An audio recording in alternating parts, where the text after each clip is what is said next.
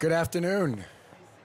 Good afternoon, everyone. Thank you for coming to the SDG Media Zone, hashtag SDG Live. So if you're capturing some great moments here, please make sure you tweet them out and use the hashtag SDG Live. Today, we're starting with a panel talking about engaging youth and solutions for climate and why it's important to have youth here present at COP22 on our first anniversary of the signing of the climate agreement, which is one of the most important agreements ever signed in the history of humanity. And why, when you have an agreement and the Sustainable Development Goals, a 15-year agenda now on our second year, why it's important, as the PGA most recently just stated in a couple panels ago, why it's so important to engage the next generation, because in 15 years, these are going to be the leaders of tomorrow.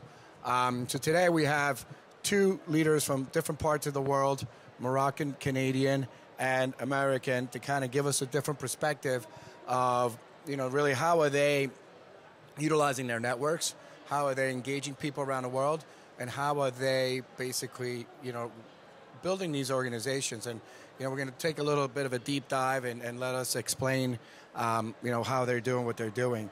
So we're going to start with Dana, and ladies first, of course.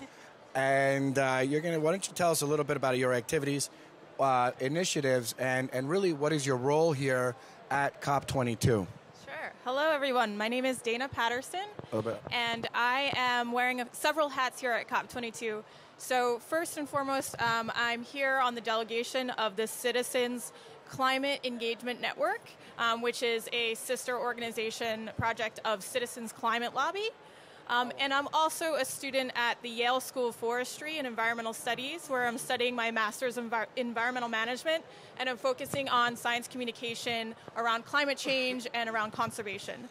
And so through the Citizens Climate Engagement Network, we're really looking to figure out ways to move beyond COP and bring back engagement to the streets, and to the civic areas, to the public, and including local leaders, local business leaders, and how do we really engage those folks to continue these conversations moving forward, make them aware of this process and of the importance of COP22, and make sure that they're involved moving forward, especially with youth.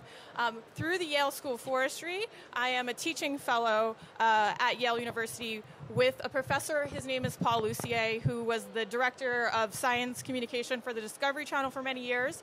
And we work with students at Yale College to develop humanistic communication narratives for different organizations or clients all throughout the world. And so through humanistic communications, we're building science-congruent, values-based narratives to generate true engagement, which is not framing or marketing, but really building partnerships and activating these networks for change. Thank you. Thank you. Why don't you give us your perspective, Bachir, about, tell us your activities, your initiatives here, and your role, because you mentioned to me earlier that, I think it's really exciting for you to share with the audience, not just here, but those that will be watching streaming, is, how you actually set up a pre-event and really started to build on the conversation, which I also think is really important, because now we're talking from an educational perspective to social entrepreneurs and kind of leading the conversation with some of those folks, and partnership with government. Please give us a little bit of that. So, hi everyone. My name is Bashir Mouhyi. I'm born and raised Moroccan. I live in Montreal, Canada. I'm an engineer in transportation and mobility. I started this initiative.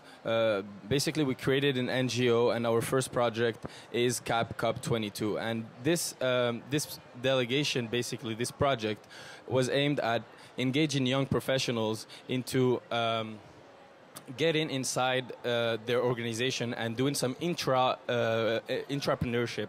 So basically, we want young professionals to be the motor of the transition towards a sober, carbon sober economy. So a carbon neutral economy, basically. So what we want to do is to empower the youth and make them take initiative within their organizations. So what we've done is we went on and did all our good like all the formulas and all the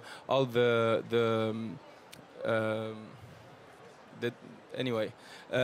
Other applications for the cup, and we were labeled, we were accredited, and we got like this really quickly within the process.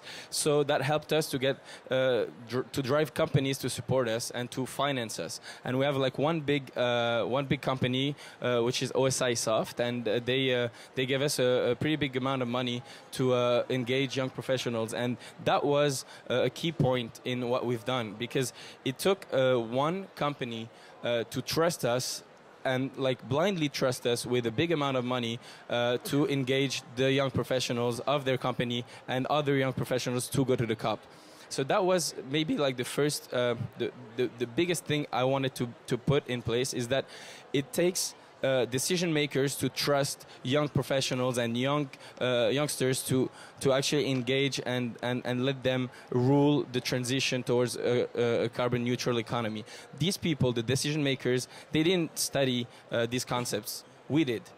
The generation that comes before us, they have to always, like, they're catching up with these concepts, and it grows fast and it goes fast, and they have to focus on growing their business, right?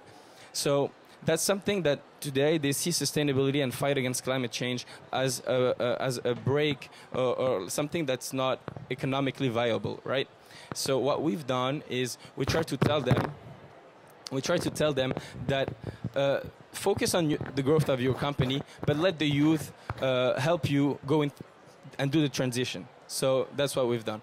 And we organized a pre-COP event that had, like, at HEC Montreal. We had enormous, tremendous support for that event. And today we're here as actors. We organized 2 side events, and we brought like many governments, leaders to support us as well. So thank you. Thank you, thank you. So you kind of alluded into a little bit of my next question, so I want to hear from you. So how do you work with other networks, find people, build, and engage, right? He was talking about how he's engaging the business community. Very powerful. He's obviously, had the pre, the post here. So from the academia, as well as, looking at the U.S., right, which is a little bit behind than most countries in the conversation. How are you looking to do that? How have you been doing that? Please do that. So one of the most important things that through using humanistic communications is recognizing that everyone needs to be at the table. Everyone needs to be at the table. So what does that mean? That means not just advocates and not just government officials that are here negotiating, not just people who are following the environmental movement, but that means business leaders, religious leaders, community leaders, youth especially, in all of these categories, farmers, anyone really in the world that will be affected by it, which is everyone, needs to be at the table. And so how do we build those networks? Well, the first step is reaching out to these folks. We can't close them off to the conversation just because we think that they don't want to be involved or they're in opposition to what we do. So the key is to have all participants at the table, even if they're not in support of what you're doing. And you need to begin those conversations somehow. And so how do we do that? We use different types of narratives, recognizing where all of these folks are coming from. So if it's within the business community, we want to make sure that when we're speaking to these folks and explaining the importance of being involved in this conversation, whether it be around COP or just around climate change, that we're using narratives that they can understand. We're not going to use an advocacy narrative, which is saying you're the bad guy and we're the good guy and you're doing something wrong and you have to change. We're not going to do that because they're going to continue to be in opposition of that. We're going to change our narrative, and this is not changing framing, this is actually communicating and changing a narrative and building it, understanding who this person is before you just go and tell them what they have to do. So understand what's their priority, how can they be an entry point into this conversation. These folks have lots of resources and lots of insight into the conversation, and so making sure not to exclude them. And so we do this by first recognizing who each player is, understanding where they're coming from, what their needs are, and why they may be in opposition to the project, and then starting this conversation with, hey, we are, whether it's through our students at Yale or when these students who are trained in humanistic communications are going out into the world and using these methods and frameworks. We're this student. We represent this company. We really want to sit down with you at the table. We want to have a conversation about this topic. And so say it's maybe you're a Catholic religious leader. Well, instead of saying like climate change is really important, you need to do something about it, say, hey, have you heard about the Pope's encyclical that was released last year? He really, really emphasized the fact that we need to take care of our land. And so what is your congregation doing in response to that encyclical without even really using the word climate change? And so just recognizing those narratives and then going into the conversation. And that's the first step into building these networks that we are trying to do.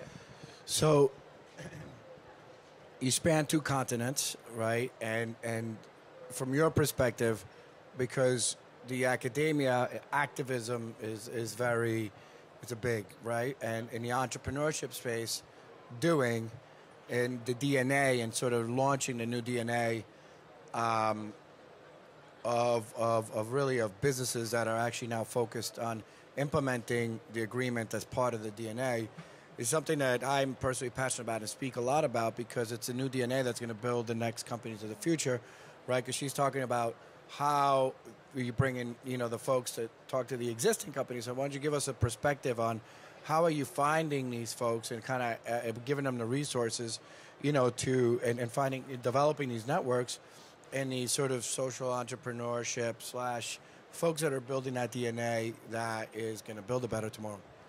So I know my first answer was a bit long, so I'll keep this one short. Basically, we had 2 strategies. We had a top-to-bottom and a bottom-to-top strategy in trying to build our delegation. So what we've done is we built a sponsorship document that we presented to business leaders saying, hey, we're going to the COP, we're young professionals, why don't you send one of your employee to learn about these challenges and to bring back information and to do his own professional training with this and to be able to present what he's learned and what he's done during his participation. And that's how we convinced some of our partners. But the other approach was the more the one we did to actually get our financing, and it was the bottom to top approach. So we built a document that we called the toolkit, and basically this document had all the tools for the young professional to be the own actor of his success and to actually go up, knock at the door and say, hey, I'm down in your company, but I want to move. I want to be a future leader, and this project can help me achieve that. And this project can help you with the transition towards a green economy and grow your business in a more eco-responsible manner. So that's kind of the 2 approaches that we've done. And it was basically the whole strategy of youth empowerment and just give the tools to young people to get there and be the leaders of their success.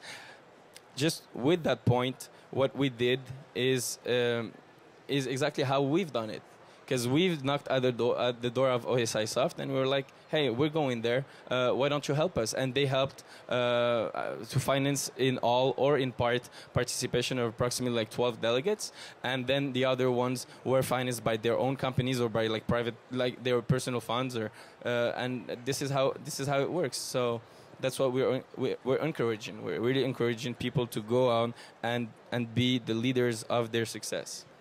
If I could just comment on that. Of course. I think what Bachir is saying is extremely important, and even myself personally felt a little bit hesitant to ask for funding to come to the conference, and so I self-funded myself to come here. And I think those stories that youth can tell to their, whether it be professors, administration, bosses, whoever it would be, who have the power to fund them to go to these types of events or sponsor them or endorse them or just support them, are key, because I don't think right now that a lot of youth have access to those narratives that they can then use to talk about what they're really interested in. And I think it's also an important point that there are a lot of youth, not just those who are environmental advocates, that can and are willing and want to be part of this conversation, but they don't know how.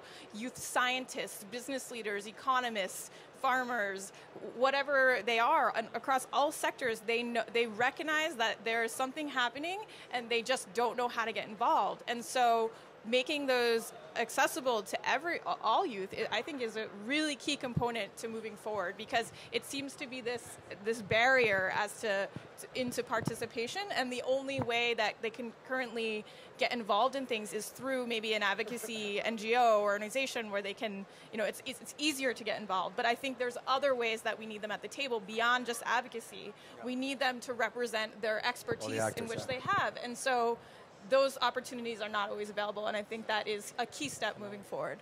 Go ahead, Donna, you want to add some more? Yeah, we were able to also convince 4 mentors to come with us. And these 4 people who accompanied us are presidents of either companies or NGOs or like big structures and big organizations in Quebec. And I'm taking this opportunity to thank them, but it's also the responsibility of our older generation to engage into mentoring and helping the youth to getting up to speed. It's like those runs when you have to pass a témoin, and basically we have to get up to speed, and then they let us rule it, and that's what we want. We want also to engage the leaders of today to foresee the leaders of tomorrow and to help them into making it happen. So that's also the responsibility of our preceding generation, right? Well, I think that I think that's actually amazing, and it's also great to have you guys here, both of you here, from a leadership perspective. But I think it'd be really cool also to kind of land this a little bit and just kind of give some of the audience a perspective as well, because those that will see this online, your friends that will share this information, also kind of what are you feeling, what are you seeing on the ground here? Give me a quick soundbite of what is one of the couple things that have excited you the most about actually being here as well, because part of being here, spreading the conversation, getting folks more connecting, building the network. But for those that might be sitting in another part of the world, I mean, we've reached over 100 countries with the SDG Media Zone, and I think you have a lot of aspiration that you're building as well, right? Why don't you kind of give us something of more of what you've seen and tell me what you're feeling.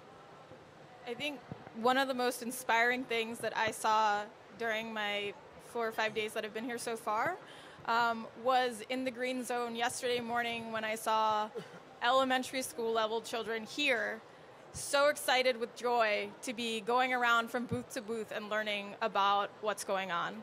And that was the first time I saw anyone under the age of 18.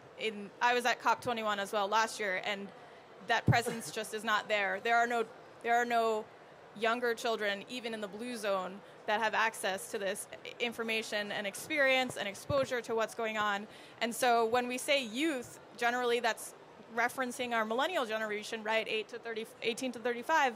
But I think we need to go even beyond that, because the generations that are younger than us are going to be the ones most affected. And so we need to find ways to engage them as well, and make it a priority that they are involved in these conversations, whether it just be standing next to us or looking at different artwork or just being in this space. Then they start to feel connected to what's going on. And so I think that was one thing that was inspiring.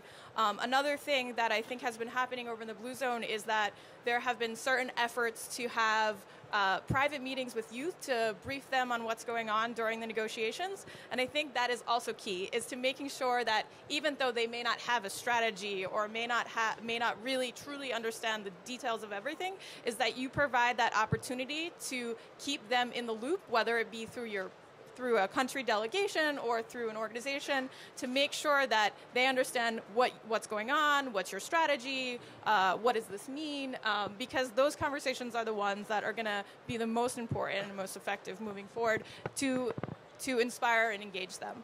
Thank you. Your thoughts? So first off, I want to maybe bounce on what you said about education. I'm from Morocco, and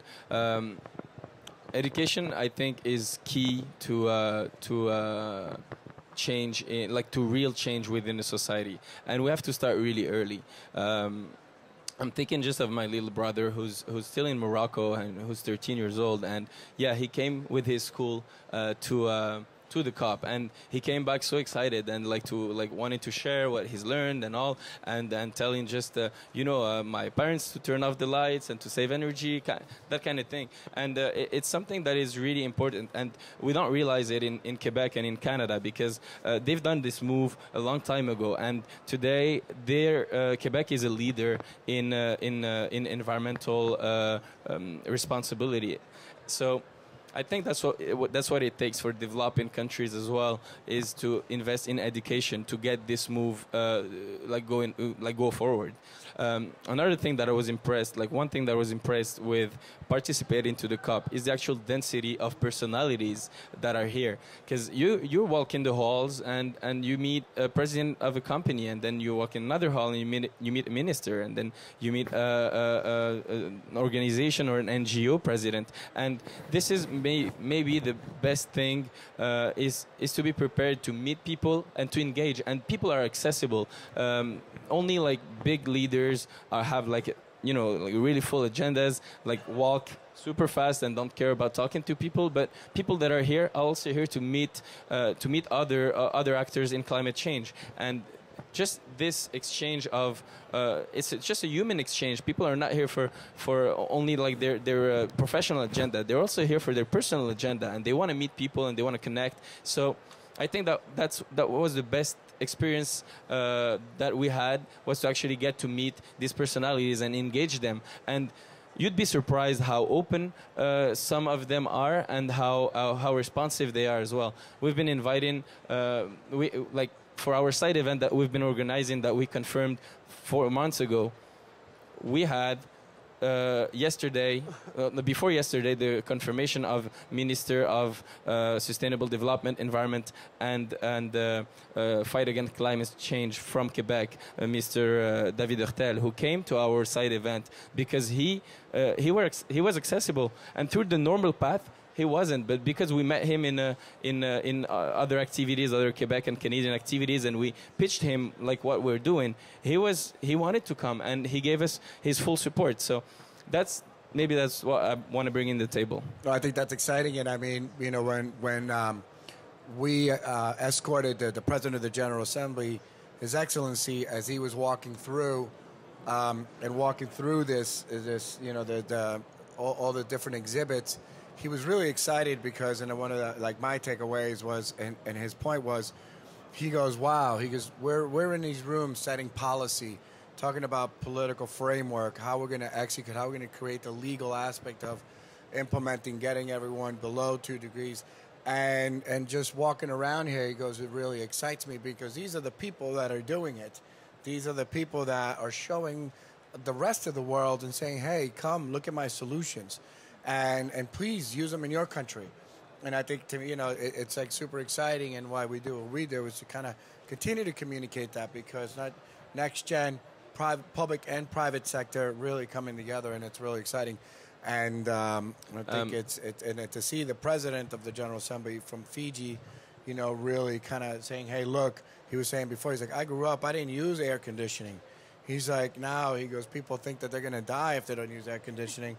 He's like, let's get back to, caring about our world. And it's great to, to see that humility from all the political folks that are running these massive bodies. And for the audience of SDG that's, away, and for everybody that is not at the COP is not only about the negotiations and what happens in the blue zone. There's a whole civil society and innovation zone, which is the green zone here in Marrakesh, where the people meet and the people talk. And it's not only about, those laws and those, the negotiations on climate change and the negotiators, but it's also such a big human experience. So that's what I want to bring, because that's maybe not what's brought out and broadcasted worldwide.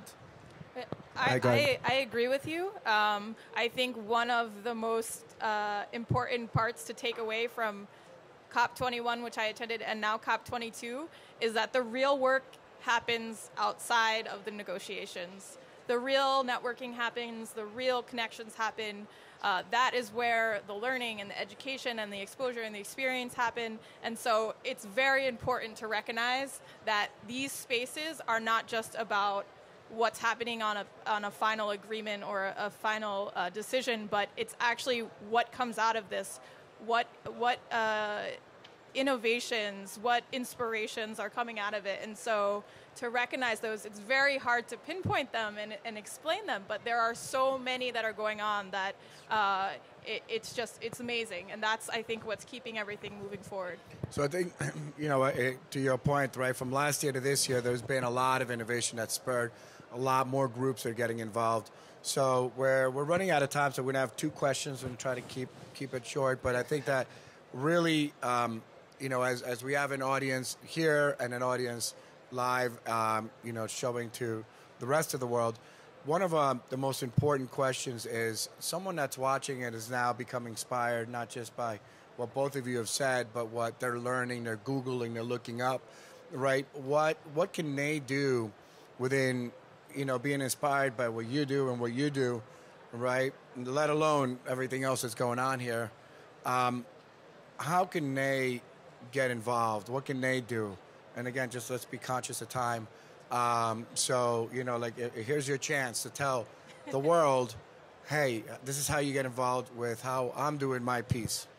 Sure. The first thing I would say is run for local offices. You're young and you can and get involved politically. But you can also get involved with the organization that I'm here with, which is Engage for Climate, engage4climate.org, which is already an intergenerational leadership opportunity and trying to build this engagement network. So I encourage everyone to go to the website and get involved with that. But just get out there, start talking, tell your story. And if you don't know how to tell your story, come to Bachir and he'll help you tell your story. Yeah, basically that's what I have to say. You have to trust yourself. Just go outside, talk to people, and make your point. People, we did all this because we had guts, and we just knocked at the right doors. And when you knock at 10 doors, one is going to open. And when it opens, it shows 10 other doors that you could go and knock on. And this is really how we grew, and we grew really, really wide just because of this, because we had this arrogance, I guess, arrogance, and yeah. Confidence. Confidence and arrogance, a little bit of arrogance. Yes. And so that's excellent. Thank you. And I think that, listen, technology today allows anyone from any part of the world to be a leader. To your point, run, get involved. Powerful message. And, final question, which is, what is your final message for all generations as we wrap up this panel? And would you give us, what is your final message? Sure. So tell the world. There is hope, and I believe that our youth generation has the potential, capability, and opportunities to make that happen, and so that we can live in a sustainable world, so our children and our grandchildren can live in a sustainable world. We have that vision. We know what it looks like, so let's get to work. My thoughts would be that youth don't have to be part of the solution. They are the solution. And this is mainly the best thing that happened to us is that we brought up people to actually talk and be actors at the COP. And my message would be get out there and be part of the solution, be part of the transition towards a greener future, a greener economy, and a carbon neutral economy. So just maybe get out there, have some motivation, have some confidence, and we'll all live in a more sustainable world, hopefully. Well, thank you both. You've heard it here. Be the change. Make the change happen. You heard it here at the SDG Media Zone, #SDG Live. Thank you, everyone. Thank you for coming. Thank you for watching.